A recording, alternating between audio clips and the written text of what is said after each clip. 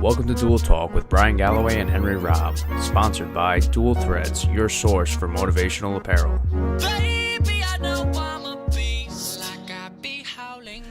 What's up, Warriors? We're back with Duel Talk, episode 4. I'm Brian Galloway. Alongside me, as always, Henry Hawk Robb. How we doing, Henry?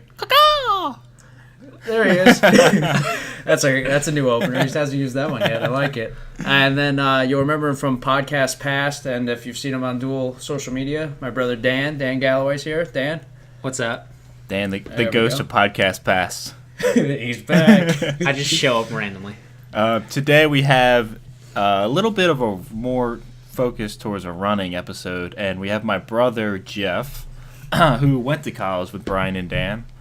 He started running in high school, and then ran cross country every year in college, along with spring track.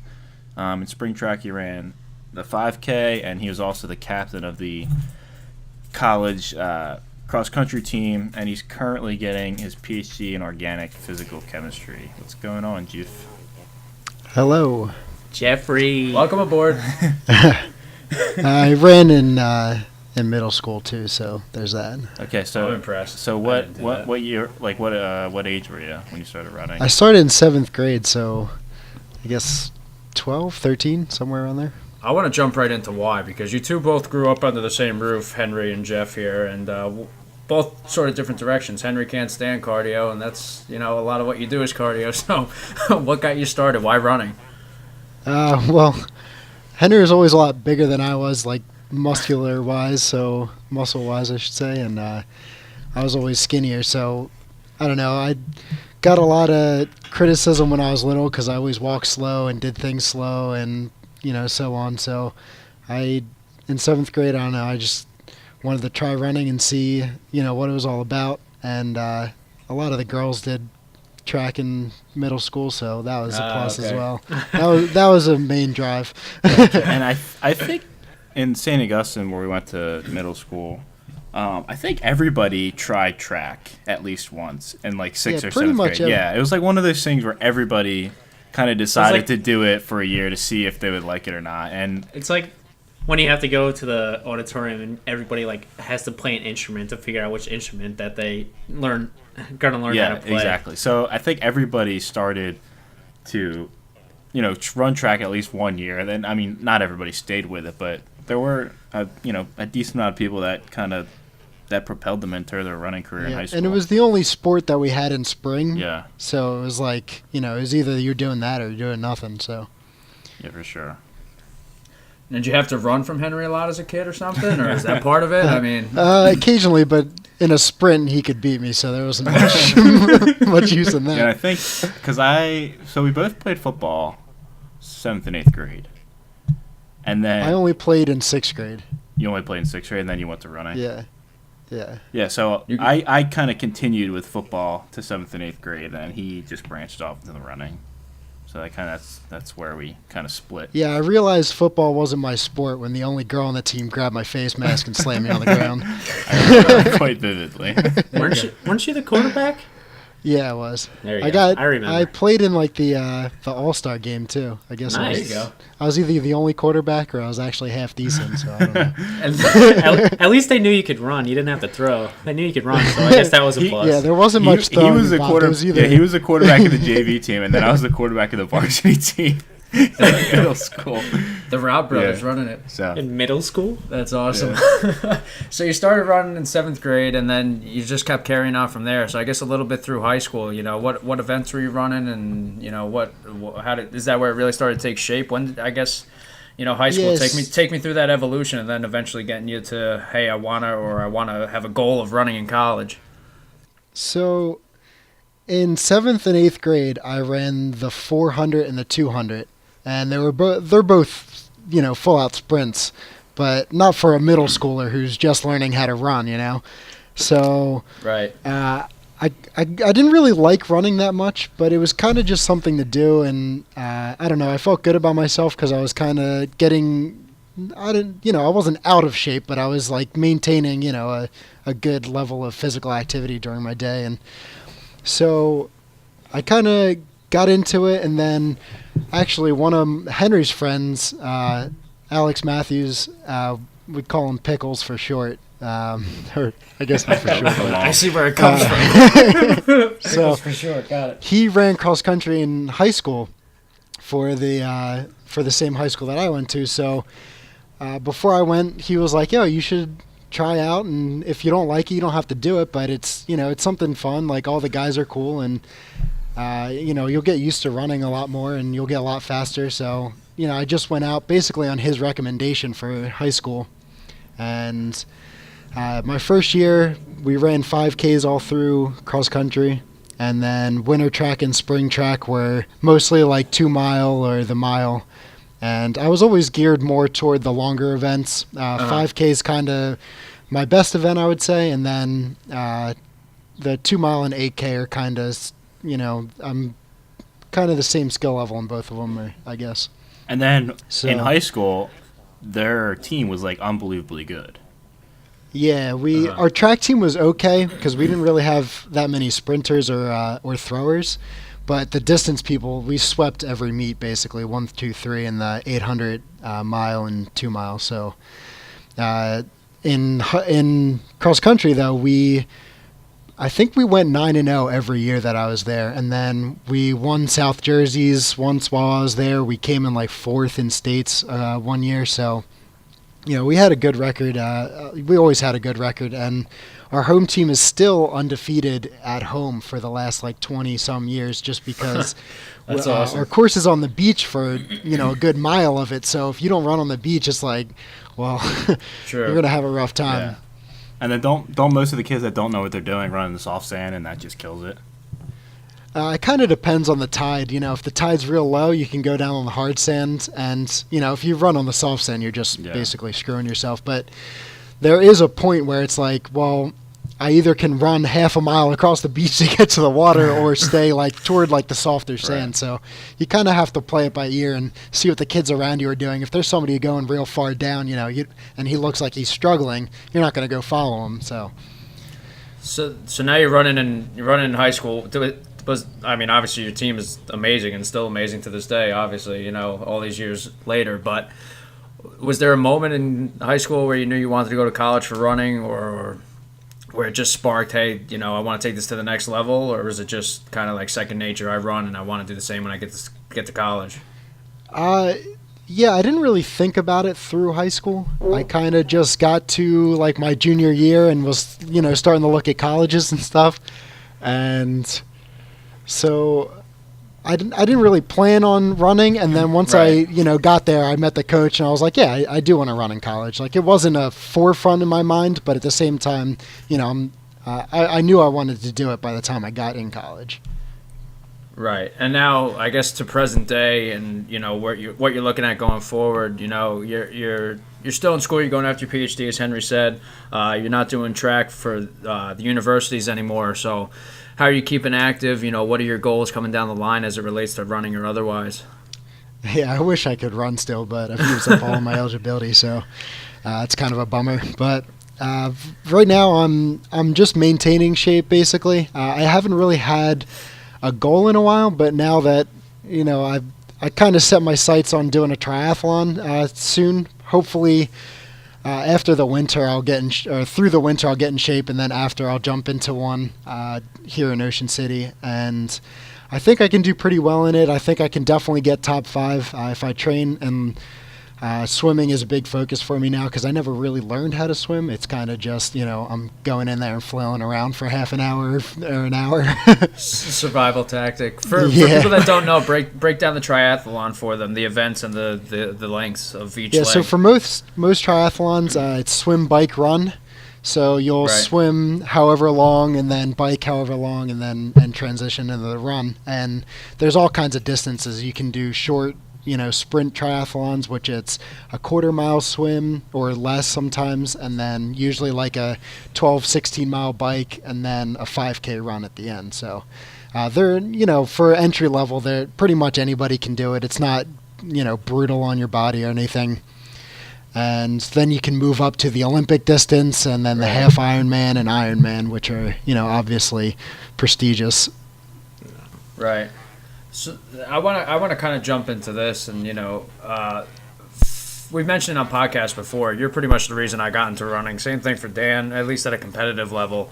Room with you at college, and really, you know the story. Obviously, I don't know if Henry knows it, but Dan definitely does, and no one else on the podcast does. So I'll say it anyway. I didn't meet Jeff until my junior year of college, but I knew of Jeff since pretty much the first week or prior of college. For what reason? Because the only guy on the cross country team with hair down to the middle of his back was Jeff. Yeah. So he was very easily identified. I was my buddy Chris and I, whenever we see the cross country team running around campus, we'd always be like, "Oh, there's the long haired kid." Like it's so easy to pick you out. You're like almost a mascot for the cross country team there until you cut your hair, but. And I like the story that the question that Brian asked you later that he said he used to see you all the time. And Brian, what was that question? Well, just to see if you ever noticed me and Chris staring at you anytime you ran past any group of people. He's like, did you ever see a big guy just like staring at you in the dining hall or anything like that? Yeah, I never really took notice of that, but I appreciate it. So going back to the point, you're the one that got me started on it. Got me started, giving me tips. As a big guy. When you first met me, I was already down from my biggest, that's for sure. And then I started getting into running. I mean, I was still pretty heavy when I was getting into it. But you kind of helped me with things such as, stride, landing, all that kind of stuff. But at a very basic level, what would you have for somebody, not necessarily even in the weight loss journey, but what tips would you have for somebody that's just starting to get into running at a casual level, hoping to build up to, a race type level? Yeah, so there's obviously different types of runners. There's people that want to go out and race 5K competitively, and then there's people that want to go out and just race a 5K just to basically finish. Right. And if anybody wants to get into running, it's pretty simple. You have to just go out and start running. A lot of people ask me, they're like, "Oh, you're pretty fast. What's your secret?" And I'm like, "Well, how many miles have you run this week?" They're like, "None." I was like, "Okay, I've run 80." There's not much secret when it comes to how to get faster at running. It's just run. Yeah, I always remember asking you that question at school. I was like, "How am I gonna get faster?" And then you're always like, "Well, how much are you running?" I would be like, "A mile like every day." And he's like, "Well, run more than a mile every day, and then your mile will be faster." I'm like, "Well, yeah, that makes sense now, but." Like, you don't think about it while you're doing it. You're just like, a mile, and then you're like, why is it not getting any better? Yeah, to get faster at distances, there's basically two different training plans that you can kind of follow. One is you run a lot of miles, and you run them at a lower, intensity, basically. And the other way is you run low miles, but you're running very high intensity, running fast, doing a lot of workouts and stuff. If you're running longer distances, you still have to do workouts to maintain leg speed and stuff, but that's getting a little bit farther ahead than I think beginners. So, for people that are just starting out, there's basically two things I would tell them is one, get a good pair of shoes that are comfortable, that fit you. If you go to your local store, they'll definitely take care of you. And if they have you do the wet foot test, that's something I did when I was in high school, and you basically put your feet in like a wet shower or something, and then you step on a tile floor and you look at your imprints, and you can tell if you're flat-footed, if you have a very high arch, if you have a medium arch. So it's kind of good to, go into the shoe store and be like, okay, I saw this and I think I have a high arch or I think I have a low arch, and then they can kind of gear you toward what shoe you should wear. As far as shoes, you want to, for basic runners, for guys just starting out, guys or girls, you want to get a shoe that's going to last you. You want to get a comfort shoe, basically. You don't want to get a real lightweight shoe that's going to last, a month or whatever and then fall apart on you. Right. And I know you told me about that and getting the right shoe, and I was kind of running in cheap shoes at the beginning, just anything I could find that, resembled an athletic shoe.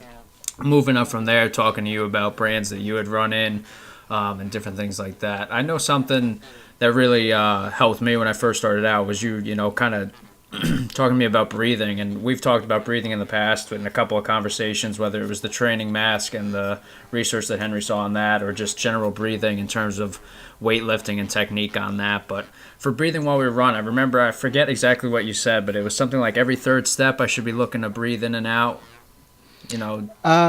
Just general. I know everybody's a little bit different. Yeah, so It's definitely, it's something you have to feel out for yourself, just by doing it. And it kind of sounds stupid, like, oh, I'm just running and breathing, like, what's the big deal? But to maintain sort of a level where you're not getting cramps in your stomach, because a lot of people, they run, they're like, oh, I have such a bad side stitch, like I can't run anymore. That's basically from either bad breathing or from not hydrating enough or having enough potassium, I believe. So for breathing, if you do get a stitch in your side and it's like real bad, the best thing that works for me is I squeeze, say it's on my right side, I'll squeeze my left fist pretty hard, and then I'll breathe out on my right foot when my right foot hits the ground. So it's kind of like this, out on your right foot and then in on your left foot. But you don't want to do it like real fast, Right. You want to like, breathe out slow, and when you're like, start your breath when your right foot hits the ground, and then breathe in slow when your left foot hits the ground. So it's kind of like this alternating, it's kind of like adjusting the pressure in your body, kind of. I think something you told me when I was attempting to run was Attempting some form of cardio. You breathe in twice, like you line your breathing with your steps, so you breathe in twice, and then you breathe out once. So every time you breathe out, it's on the opposite foot every single time.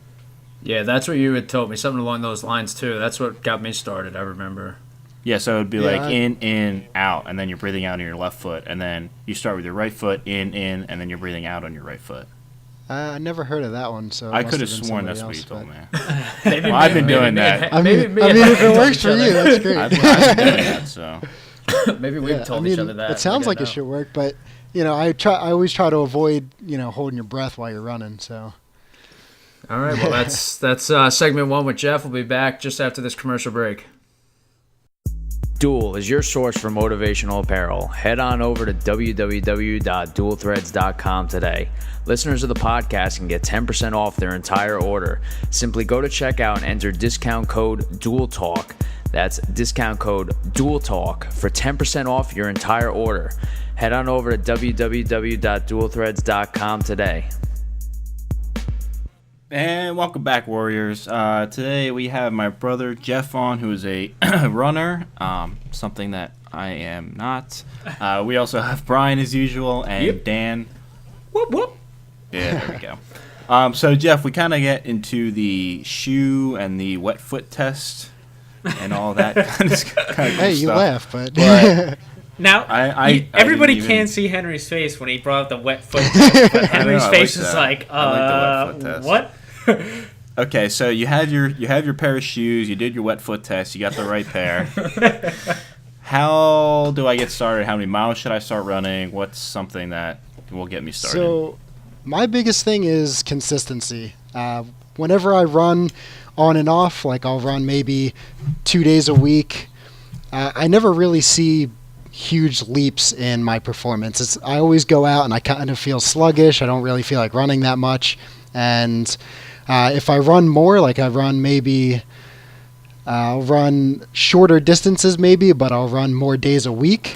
That helps, boost my performance a little bit, and I kind of feel like going out more and doing it. So for people that are just starting out, you want to go out and maybe run. Don't focus so much on the miles that you're running. Focus on, I'm going to go out and run for 20 minutes or 30 minutes. Don't worry about how fast you're running yet. That comes much later. But just go out and be like, okay, 30 minutes, no matter how I feel, I'm just going to do it. And then the next day, maybe, okay, like I feel pretty sore, like I'm only going to do 15 today. You don't have to go out and kill yourself to advance your running. So consistency, go out, 1, 2, 3 days a week in the beginning, and then try to work toward 5 days a week or so. All right, so kind of getting into that mantra of doing it every day and being consistent. What do you think the biggest reason is that people stop running after they've tried to start? Well, since I stopped running in college, I had an injury to my back that I wanted to let heal, so I didn't run for a solid year. And getting back into running, I completely understand why people don't like running. I was running really fast, coming out of college, and then I was trying to get back into it, and I was like, wow, I'm running like 10-minute pace, and I feel horrible. Like this is awful. Like I don't understand. And I kind of feel like that's the reason why, because people get out there and it is painful, the first couple times you go out, and it doesn't feel good or natural or anything. So I feel like that's a big barrier. And the other thing that I feel like is people go out and they're like, I get so bored running. I just can't focus. Like, I just want to, turn around and go home already. And so that's a big hurdle as well. Right. And I know a lot of people, especially me, I've done this so many times that I've tried to start running, and then I'll say, okay, I'm going to run tomorrow. And then I go out and I try to run 3 miles, and I'm like, you know what? That sucked. I'm not going to do that again for a while. And then I kind of put it off for a while. So I feel like part of it is also people going out too hard when they're just beginning. Yeah, definitely. I see that all the time. Like, people get all gung-ho to, start running, and they're like, oh, I'm going to be so fast. But, that kind of kills you. It's kind of the same thing with, like you were saying with the diets in an earlier podcast. Like, you can't just dive in and be like, okay, it's salad, salad, salad. Like, you have to ease into it a little bit. And it's the same thing with running. Like, you don't want to go out and kill yourself the first run, because tomorrow you're going to wake up and you're going to be like, oh, my gosh, like, I can't move. I can't do anything. My legs hurt. I'm definitely not going for a run again. So, you got to start easy for sure. And then I want to go. Everyone always asks me, and I'm not even. I haven't been running as long as you have. I don't run as fast as you do. I don't run the mileage per week that you used to, or still even currently do. But you've been running pretty much, minus the injuries, straight since 7th grade. Is it fun for you? I get that question all the time. I mean, or is there moments where it was fun? When your high school team is sweeping meets.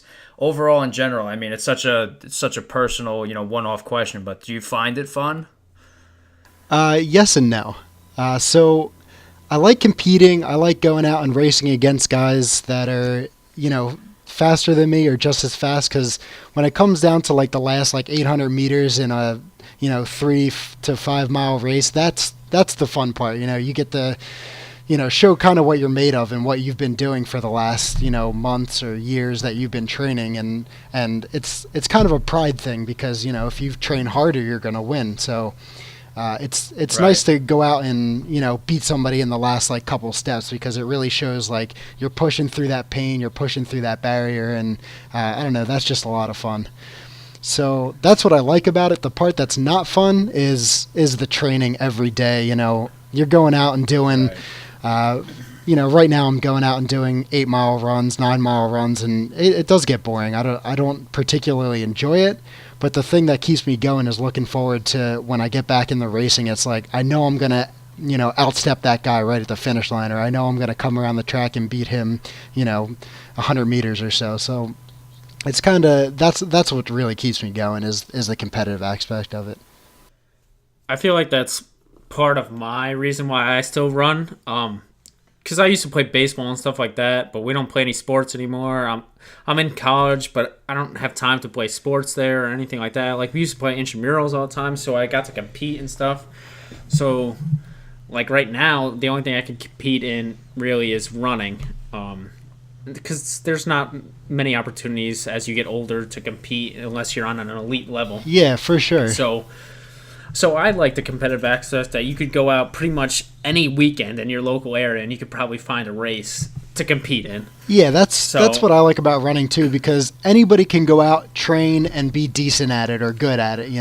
If the thing with you don't need any equipment or anything either. You can run in any pair of shoes you want to. I mean, it might hurt, but you can do it. I would advise against it. You don't need. I've seen people run in Vans, and people just don't run in Vans. Please. Rick Fox used to play NBA games in Skechers, so it can be done. Well, I guess so. And I also like the training runs sometimes. I mean, when they go well and you're not sore, they're good, they're fun, and I like them as it's kind of like my release. It's like my stress relief, kind of like Henry was talking about. When he goes to the gym, he kind of can just zone out for an hour, hour and a half, 2 hours, and not have to worry about school or anything else or what's going on at home or anything. You could just go out on a run, put in your music if you want to, or run like a trail or something, and you could just focus on that for a half hour to 45 minutes. Yeah, definitely, and it does help. And It is a stress relief, definitely. Like if you're having, if you have a lot of things to worry about and stuff, and you really think you should, get down to your schoolwork, and you have to do this, this, this, this. Sometimes it's nice to go out for a little bit of a run, because then you come back and you're like, oh, I don't have that much work. I just have to get it done, Right. It's like you definitely always feel better after you run too. Like you dread doing it. Like you don't wake up looking forward to your run that day, but when it's over, you feel like you're like unstoppable after the run because you're like, oh, I got that out of the way. Now I can do whatever I want.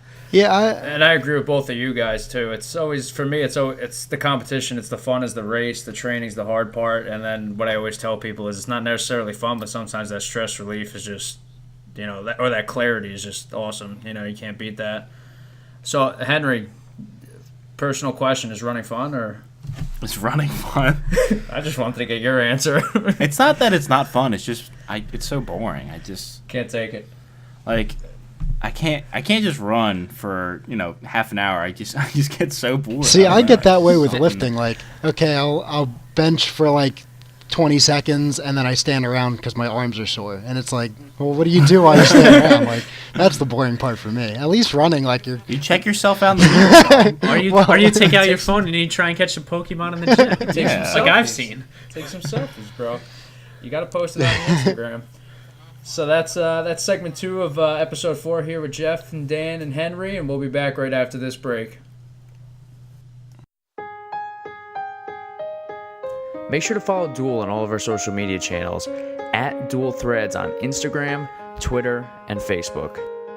Welcome back, Warriors. Duel Talk episode 4, part 3. Jeff, Henry, Dan, and I'm Brian. Hey, I hear a hawk in the background. No, wait, before we go on, so we used to go around my campus, and I would hear in the distance, "Caw-caw!" And I'd be looking around. I'd see one of my friends like 3 miles away up on top of this hill waving at me. Brethren. Yeah, they used to call me. That's great. How they know it was you? By the muscles, or? I guess. The backpack. They just took a guess. I'm not trying to brag. If he waved back, then it was him. All right, so just rolling into it, back with Jeff talking about racing, running. Over the years, racing, like, has it always been the same for you, or like, how has your mentality or your approach to it changed over the years, if it has? So the first couple races that I did in high school, it was more of, okay, like I want to beat my time. I want to get faster. I'm running, say, 23 minutes for the 5K now, and I want to get down like to below 20 or something like that. And so it was a lot about personal gains. I wasn't fast enough to score for our team, so it was really just a personal thing. And for the first year of cross country, I remember at the end of my first year, my brother was like, "Oh, like, is your cross country team good?" I'm like, "Well, I don't even know how the points work, to be honest with you. Like, I don't know if we're good, bad. We could be awesome, and I have no idea."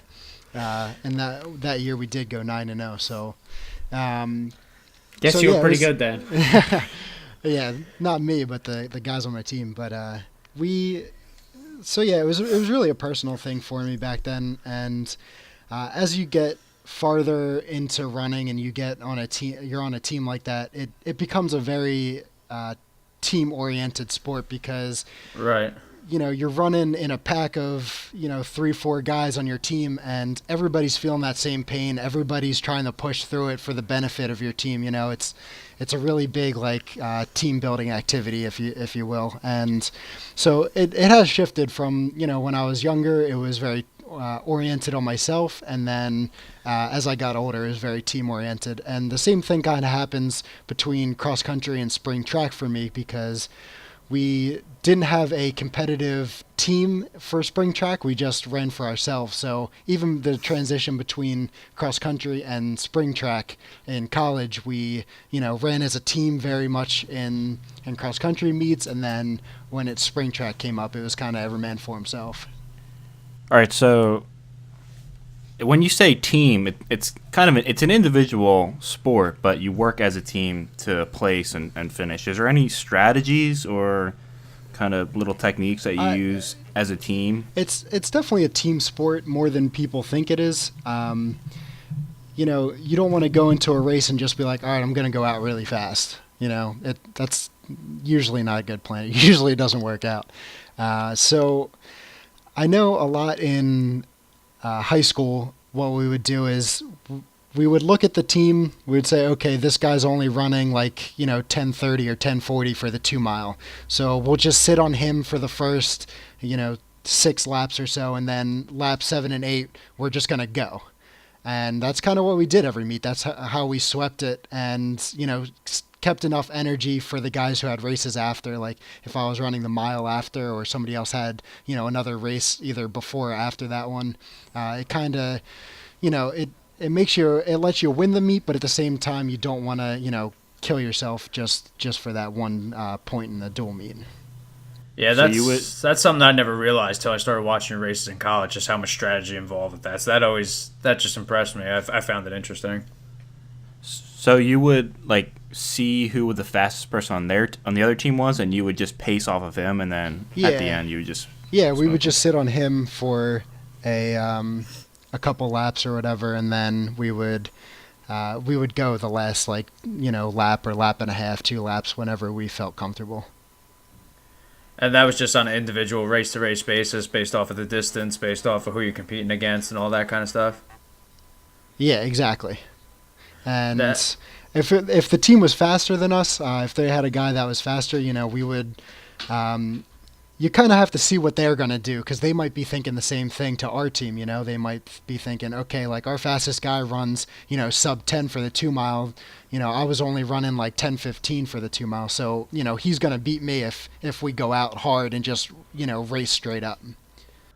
And then you were saying before, too, sometimes you're running in these packs and, sometimes you guys get bunched together or, heading down the final sprint, all that kind of stuff. Does it ever get a little, chippy? We ever get, close to, hockey matches, or you get offensive, defensive lines going between you, like in football? Or is it like an unwritten rule for kind of how you're supposed to act in these tight packs, or? Yeah, so you can keep your arms, I believe it's 8 inches or there is a distance that you can keep your arms from your body. I don't know if it's 8 inches or a foot, but you're allowed to keep that space between your body and the other people. So if somebody gets too close to you, it's completely legal to, elbow them, give them a little bit of a shove. You can't go overboard, obviously, and make them fall or whatever, but it does happen every now and then. I can appreciate that. I can run cross country. You can get on just board put Henry now. out in front. He's the bruiser. He'll just take them all out. Then everybody else just runs by everybody who's on the ground. They call it the steamroller. I've elbowed a few people in my day in rugby. You should be doing roller derbies. Yeah, there you go. Roller derby? Is there men's roller derby? I don't know. That's some cardio for you. I could give someone a good whip. And you can push people around too. It works out. Look into that. Maybe that'll be on the next topic of the podcast. Yeah. So then, Jeff, favorite distance to race if you have one. Like you said, all your training runs are 8 to 9 now, but I guess actual race environment, whether it's college, high school, what was your favorite? My favorite race is the 5K for sure, on the track mostly. I just like being able to pace exactly how I want and, be able to see, okay, this mile I'm running, this pace, the next mile I'm running this pace, the last mile I'm running this pace, because, you can really see, especially after the race, where you were running fast, maybe a little too fast, or maybe you were running a little too slow a couple laps, and you can really dial in your speed to maximize your performance. And so that's kind of my favorite race to run is the 5K on the track. But running cross country has always been one of my favorite things to do as well, just because you're running through the woods and stuff. You can wear big spikes, so when you're running too close to somebody, you can get a little too close for comfort. But I'm sure. It's a good time. We talked about shoes before, but just kind of getting into your personal. Do you have a brand that you wear all the time, or people always ask me, what shoe do you recommend? I run in a brand that no one's ever heard of before called 360 Degrees that I didn't know about until I saw the podiatrist and he recommended them to me. But do you have a shoe that you're loyal to, or? I've always run in Asics. I've tried other shoes, and they don't really fit my foot that well. It's not like an arch thing. It's just kind of, when I put my foot into it, there's this weird ridge that runs through the middle of my foot like a mountain kind of. And I don't know whose foot's shaped like that, but people run in those shoes, so somebody must be shaped like that. I don't know. Somebody's got that ridge. Yeah, so I've always run in Asics, mostly the Nimbuses because they're more of a comfort shoe. They're good for road running. You don't have to really worry about getting shin splints or anything in them because there's a lot of cushion in them. Right. If you're running trails and stuff, you don't need as much of a comfort shoe, even though I still wear them just to prevent injury a little bit more. And for lightweight shoes, I do have one pair of lightweight shoes that I kind of wear for workouts and such. If I'm feeling a little frisky that day, I guess. Right. 5K is your favorite race time. What's your best 5K time? My junior year, I was coming off an injury, and I ran 15:56 on the track, which is, for some it's fast, for others it's, what were you, walking backwards? I think it's fast for the other three of us here. I think we'd all take that time. Yeah. Hey, I ran track back in the day. Yeah. What's your what's your in the track 400, right? shining moment? Long jump, high jump, and 400. Oh, there we go. Yeah. What's your most impressive stat? What do you want to throw out to the Warriors? I don't know. I did like most proud track moment. I did 6'3" on the high jump, so that's kind of my. I'll take that. I don't even know if I could jump 6.3 inches. I didn't You see can't my box jump. 5'5". What? 5'5" is like opening height, I think, and I didn't even clear that. I can't even clear that just standing next to the bar. So That was in high school. it'd be close. It's taller than I'm you. like 5'5", 5'6", so I'm barely touching that. So what's yours, Brian? Let's hear it. I don't know. My 5K time, my best 23:15. I'm pretty proud of that, where I came from. So I always wanted to keep pushing for 24. That took me a while to break into the 23s. Was a proud moment for me. I was able to do that this summer twice. So, Dan? Yeah, mine is 20 minutes and 57 seconds. Is That's my pretty good. fastest 5K time. All right, guys. I think that's a wrap for the running episode. I want to thank Jeff and Dan for coming on again. Dan's course. now the ghost of Podcast Pass. Yeah, when I And feel for like Brian- bugging Henry and Brian, I'll come on here. We appreciate All right. it. And for me and Brian, this has been Dual Talk episode 4, and we'll see you later.